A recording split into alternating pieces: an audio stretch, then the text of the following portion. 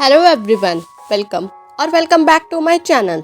मैं हूँ भारती और आज आप लोग के लिए लेकर आई हूँ कहानी योर अनफॉर्चुनेट लव का एपिसोड नंबर 21। तो चलिए ज़्यादा बातें ना करते हुए हम कहानी के अगले भाग की तरफ बढ़ते हैं। प्रेम रायमा की तरफ होता है और कहता है, सॉरी यार, शेयर ट्रांसफ़र के पेपर तो नहीं है मेरे पास। ये सुनकर रायमा हैरान हो जाती है और कहती है, तो तुमने मुझे बुलाया क्यों? रायमा की बात सुनकर प्रेम उसे जवाब देते हुए कहता है, हाँ मेरे पास वो पेपर्स तो नहीं है, पर मेरे पास एक डील मैरिज के पेपर जरूर हैं। प्रेम की बात सुनकर रायमा कहती है, डील मैरिज? रायमा की बात सुनकर प्रेम कहता है, हाँ डील मैरिज, कोई प्रॉब्लम है क्या? प्रेम अपनी गाड़ी के डैशबोर्ड से पेपर उठाकर रायमा की तरफ बढ़ाता है। रायमा एक नज़र पेपर की तरफ देखती है, लेकिन वह उनको पकड़ती नहीं है, बल्कि प्रेम को देखने लगती है। प्रेम रायमा को ऐसा देखकर कहता है, अरे यार मुझे ऐसे मत देखो, मेरे डैड शेयर ट्रांसफ़र के पेपर पर साइन नहीं करेंगे, पर तुमको तो शेयर किसी भी हालात में चाहिए थे, इस वजह से मैं कह रहा हूँ कि तुम मुझसे शादी कर लो। अब देखो, जब फ्यूचर में डैड नहीं रहेंगे तो उनकी सारी प्रॉपर्टी और बिजनेस मुझे और आस्था को मिलेगा, जिसमें से मैं तुम्हें 20% शेयर दे दूंगा। अच्छा है ना प्लान? देखो, मैंने इस डील मैरिज पेपर की ये बात साफ साफ लिखवा दी है कि जैसे ही प्रॉपर्टी और शेयर मेरे नाम होंगे 20% मैं उसमें से तुम्हें दे दूंगा। प्रेम की बात सुनकर रायमा का गुस्सा 7वें आसमान पर पहुंच जाता है और वो प्रेम को देखकर कहती है, मजाक चल रहा है क्या यहाँ?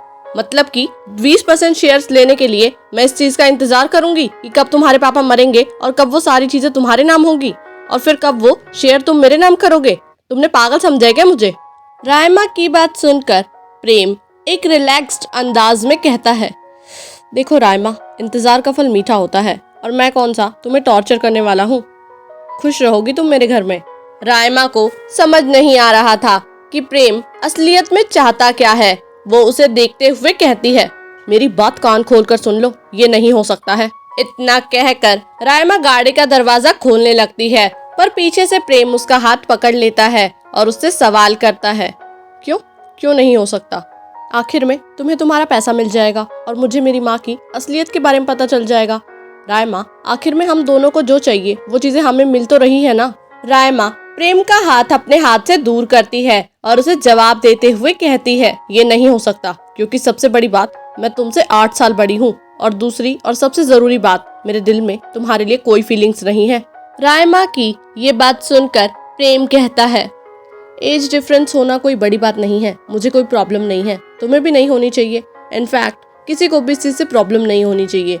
एट द एंड मैटर ये करता है कि दो लोग एक दूसरे को समझ पा रहे हैं या नहीं। और रही बात फीलिंग्स की, तो असलियत ये है कि जब से तुमने तुम्हारे पापा को खोया है, तुमने अपने दिल के दरवाजे हर किसी के लिए बंद कर दिए हैं। असलियत तो ये है कि तुम खुद से भी प्यार नहीं करती हो रायमा। एक बार दिल के दरवाजे खोल कर तो देखो, क्या पता फीलिंग्स आ जाए। रायमा अभी भी अपनी बड़ी बड़ी आंखों से प्रेम को देखे जा रही थी। वो प्रेम को जवाब देते हुए कहती है, मेरी लाइफ में इंटरफेयर करने की कोई जरूरत नहीं है। इतना कहकर रायमा फिर दोबारा दरवाजा खोलने की कोशिश करती है, पर दरवाजा नहीं खुलता। प्रेम ने गाड़ी को लॉक कर दिया था।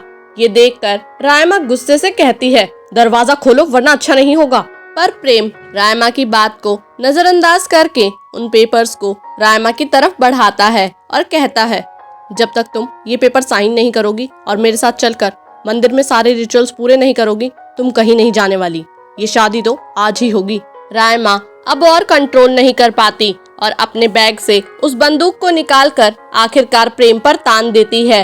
रायमा उसे देखकर गुस्से से कहती है, छोड़ो मुझे, वरना मुझे तुम्हारी जान लेने में बिल्कुल समय नहीं लगेगा। गोली चला दो फिर, अगर इतनी हिम्मत है तो चलाओ ना बंदूक, ले लो मेरी जान, मैं खुशी खुशी देने के लिए तैयार हूँ। पर याद रखना, मरकर भी चैन से नहीं जीने दूंगा तुम्हें। रोज रात तुम्हारे सपने में आऊंगा।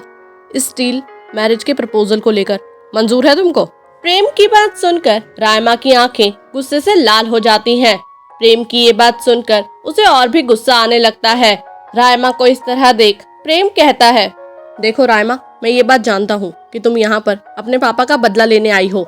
मुझे नहीं पता तुम्हारे अतीत में हुआ क्या था, पर मैं इतना जरूर जानता हूँ कि तुम्हारे पास कोई ना कोई मकसद तो जरूर है, जिस मकसद को पूरा करने के लिए तुम कुछ भी कर सकती हो। ये आखिरी मौका है तुम्हारे पास जो मैं तुम्हें दे रहा हूँ, वो भी अब अपने परिवार के खिलाफ जाकर। अब मर्जी तुम्हारी है। ये कहकर प्रेम अपनी जेब से वो सिल्वर ब्रेसलेट निकालता है और रायमा की तरफ बढ़ाता है। उस सिल्वर ब्रेसलेट को देखकर रायमा की आंखों में पानी आ जाता है। प्रेम रायमा की ऐसी हालत देखकर रायमा के हाथ पर अपना हाथ रखता है और उसके हाथ से वो बंदूक दूर कर देता है।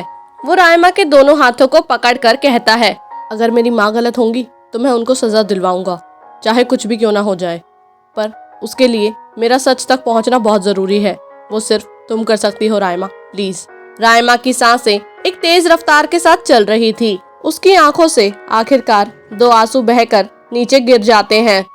वह प्रेम के हाथ से उस सिल्वर ब्रेसलेट को ले लेती है और अपने गले से लगाकर तेज तेज रोने लगती है। प्रेम गाड़ी स्टार्ट करता है और मंदिर की ओर बढ़ने लगता है। क्या प्रेम सच में रायमा से शादी करना चाहता है? क्या है प्रेम का मकसद इस शादी के पीछे? क्या रायमा जान पाएगी हकीकत? जानने के लिए सुनते रहिए कहानी your unfortunate love. Thank you.